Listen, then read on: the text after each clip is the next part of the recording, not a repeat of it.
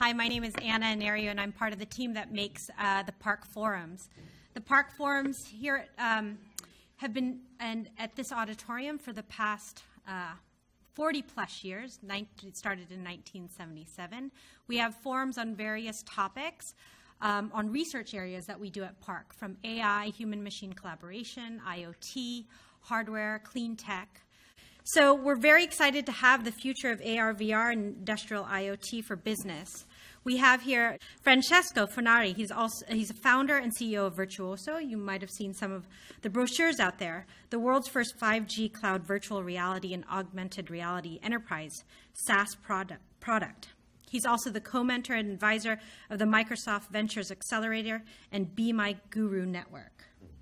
On the side, he's had a one-to-one session with the Pope in the Vatican, Pope John Paul, and he's also a drummer. He did not drum with the Pope. That was separate, okay?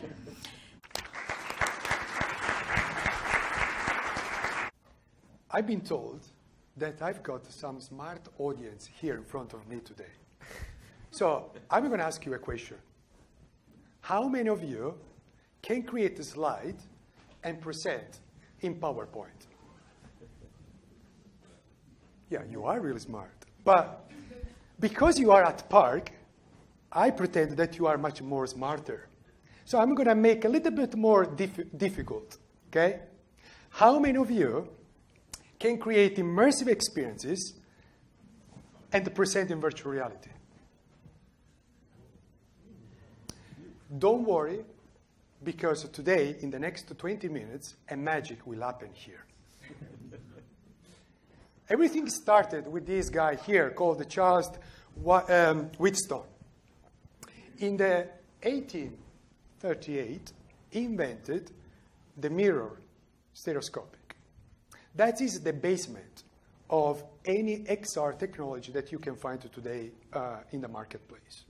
That's how we started. And then, in the 1992, the Lone Mover Man was released based on a book written by Stephen King. And I got such in love with this movie that in the 1995, my journey began. It's since 1995 that I've been studying, at the time, virtual reality. So it started as an hobby, then it became a service, and now it became a product. It took me quite a long time, but I'm getting there anyway. So Jean-Marc said all the different acronyms, VR, AR, MR.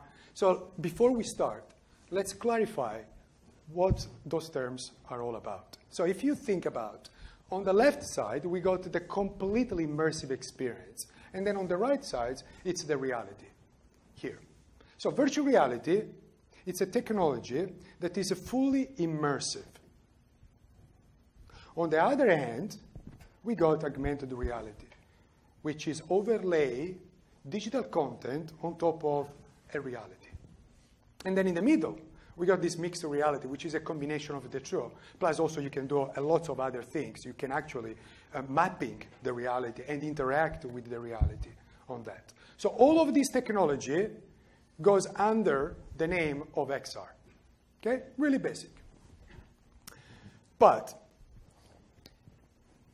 the first application of this technology since back on the 18th has been gaming. Gaming. Even nowadays, it's still quite a big percentage of VR applied in gaming on this. But what we have seen in the past few years, and what we are seeing more, is a shift toward the applications for enterprises. More and more enterprises are now deploying, as we saw from a PER presentation, this technology on this. And it's a reality. So let's look at the numbers. So if we look at just last year, virtual reality spend was around 6 billion, which still the majority of it, it's around the consumer. So, and the majority of that 77%, it's gaming. So 23, so it's less than 1/4, but we are getting there, essentially, on that. So if you look at the latest research that was released a couple of weeks ago and will be publicly launched in San Francisco next month, you can see here, this is a global research, that now more and more XR developers are shifting into the creation of VR and XR content for enterprises. But then let's zoom in. So what they're going to do inside the enterprise? So if we zoom in, we see here, Per talked about the product design and prototyping. Yeah? But if you see here, the middle one, it's all about, there is lots of usage inside learning and training on that. But if we zoom in again inside those two pillars, we can see that Abbey Research predicted that only enterprise virtual reality training, so it's a small segment of this technology for enterprises, is going to grow to 6.3 billion. That is a massive growth comparing to last year. It's 30 times more than it was last year on that. Why we got such a big adoption of this technology inside an enterprise? Well, because Accenture has identified that and says that VR immersive learning has got lots of benefits. You got 100% of engagement.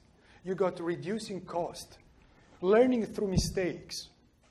But there is one benefit that no other technology can provide you, which is called retention rate. How much I will remember from those content that I consume from a communication or from a training point of view. So let's look at how it works. If you think about the cone of learning, really, it's the Bible, if you wish, of any communication training. Basically says that if you read something, you will remember 10% after 2 weeks. That is the retention. If you watch a movie, you will remember 40, maximum 50% of the content after 2 weeks. Instead, if you consume virtual reality content, you will remember up to 80%. So if you want to do an imprinting into your audience brain, it can be training, it can be communication, then virtual reality is the way to go. And we can see here some early adopters in the States. I mean, they are the ones that are training millions of employees in virtual reality, which is Walmart. We saw already some, they are pioneers inside the enterprise market on that. However, Francesco, you love VR, right? Yeah, I love it. And there are such a big growth market. There are lots of benefits, great customers. But there is a problem here. Why then you with the beer, and why you with the glasses, and you and everybody else are not using virtual reality in their corporates in a daily basis? Well, because there are lots of problems. Let me tell you what are the problems. So you can split the problems in 2 different categories. The first category is content consumption, or better, content creation. So all the enterprises says that in order to create a virtual reality app, it requires time, special skills, and lots of cost production. And then you know what? It's harder to keep up to date. That is a big problem. Content creation, it's a big problem for enterprises, right? Because if you think, or nowadays, if you have to create a virtual reality app, what you have to do, you need to write a briefing, deliver that briefing to a digital agency, spend around $20,000, and you will get a fantastic virtual reality immersive experience. Brilliant. But an enterprise doesn't need just one application. They got dozen, hundred of trainings. They cannot move into VR because it's not scalable. It costs too much. There is no CEO that will sign up that business case. So everything remains into the innovation bubble of that program. But assuming you are Google, assuming you are Apple, you got a lot of money, and you say, you know what, Francesco, I don't have any problem with money. I'm going to transform all my training in virtual reality, right? You can do that if you got a lot of money, but then you got other problems, which is all about content consumption. So when you wear one of those VR goggles, you cannot interact with the person. It's a lonely experience. How many times you have seen a picture like that? Where are you watching? Oh, I'm here. I'm in the middle of the street. Yeah, but can you pass me the handset? Oh, yeah. I mean, it's great. It's great for PR. It's great for events. But I cannot work every day like that. It's a nightmare, right? So you come here to see what is the future. And the future is fundamental. There is a problem here where enterprises wants to deploy the technologies because there are lots of benefits. However, big names, including Microsoft, Oculus, they don't have a scalable solution for enterprises. I mean, they do, but it costs a lot of money. Here, what I'm not talking about a niche of enterprises. I'm talking the whole worldwide enterprises market. Well, we fixed it. Yes, we did. Virtuoso, it's the only virtual reality enterprise product which allow you, even you, your smiley face, I like that, and you, and everyone, to create a virtual reality trainings, immersive presentations, immersive experiences by yourself in a matter of minutes. If you're not going to believe me, after this talk, I got the product over there, and you can try by yourself. And once you created that VR training by yourself, so you don't need to talk to a digital agency anymore. You don't need to spend $20,000 every time. Once you create it, then still Virtuoso will allow you instructor, you presenter, to be in control of that experience among an audience of 30 people. So you can guide them, you can see where they're looking at, no matter where they are around the globe on that. So that is quite different approach. This is how it looks like. Basically, some of our clients says that virtual reality, it's PowerPoint for virtual reality. Or you can call, Google Slides or Keynote. Essentially, Virtuoso is PowerPoint for virtual reality. It's based on slide. So if you can use PowerPoint, you can use Virtuoso. By every slide, it's not anymore 2D. It's a 360-degree environment on that. And once you create the content and you click Start Presentation, so you don't need to publish anywhere, you can simply click Start Presentation like in PowerPoint, and you are in control of their experience. So it's you moving from one content to another, guided. And you can see in real time, you can see that the red dots there, you can see in real time where your audience is looking at. And I can point them. I pointed to that folk rift. You see that mark? So I can see that Mark is watching where I want him to watch. Instead, Mary and David, they're not. So I can say, Mary, David, can you move more on your right? And they move on your right. It's all done literally in real time on that. How it works? You need a 360-degree camera, which takes videos and images in a 360 degree. It's super simple. It's like taking a selfie. Then if you need extra content, you can use libraries. But here is where it comes the beauty of it.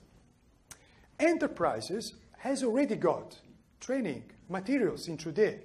So hold on, Francesco, are you asking me that I need to bin what I have done and start from scratch creating virtual reality content? You are crazy. You are too disruptive. No, I don't want to do that. It's going to cost me too much money in terms of time. Well, guess what? We support 2D content. So if you already got your existing library of content, you simply drag and drop those 2D content inside the platform, and the platform in real time will render those 2D content and let your audience consume in a virtual reality environment. As simple as that. And you're going to see later on that. You take all this content you put inside the platform, and then you're going to deliver that through the goggles.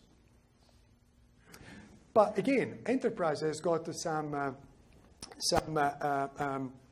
usability laws as well. So how about in one room, there are people that cannot wear goggles. For example, for pregnant women, for example, for health and safety, it's best to don't wear the handsets. How are they going to consume my content? Well, again, don't worry, because you can still consume content using the tablet or the smartphone, or simply watch the content through a normal screen as I'm doing right now. And you don't need to do any extra things. It's all done automatically in real time on that.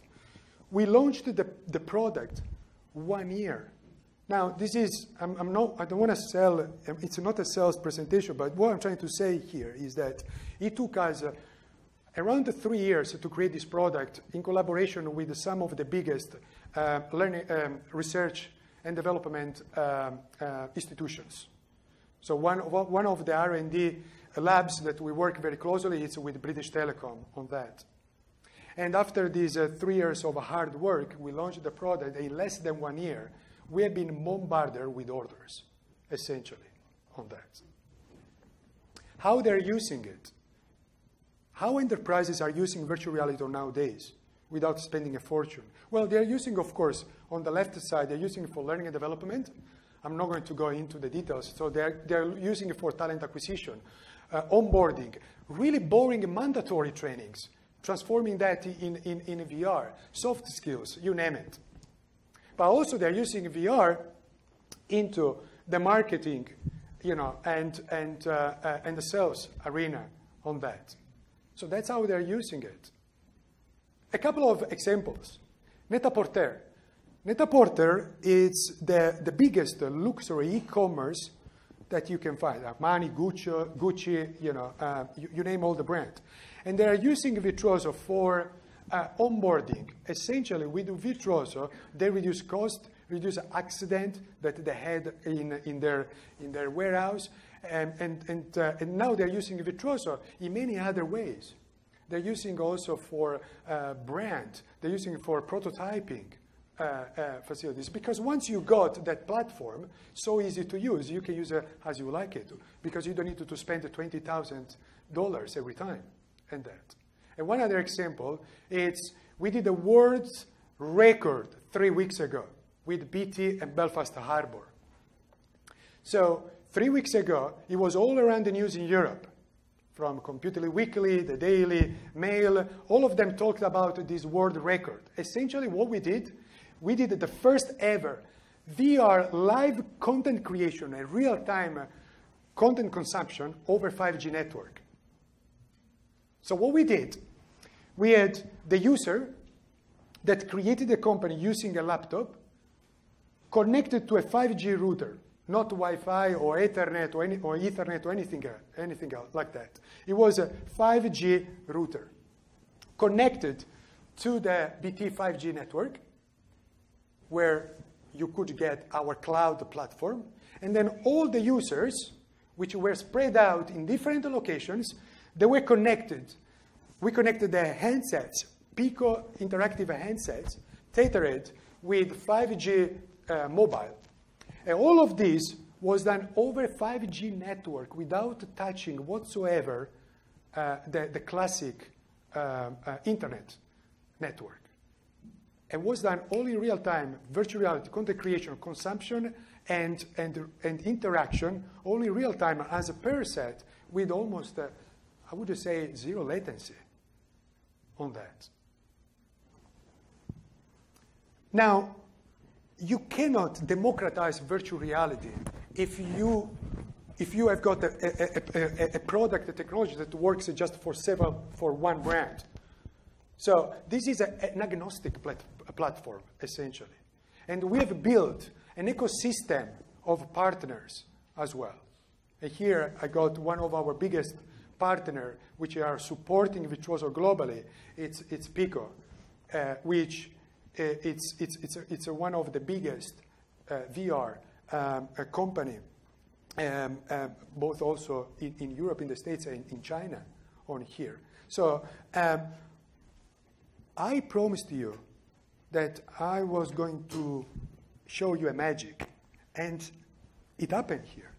Now everyone, not only you that are just, you are smart people, but anyone, even with simple skills around the world, can now create virtual reality immersive presentations by themselves from anywhere. And as my grandfather of my grandfather of my grandfather, Leonardo da Vinci, said,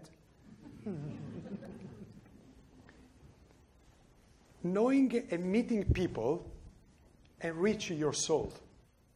So I'm here to explore further collaboration with you guys. I'm here to, deploy this technology, where inside your company or inside, or you may know some of your peers that are interested in this. So we are here to build an ecosystem because we want to make sure that this technology is accessible from everyone, from anywhere. Anna?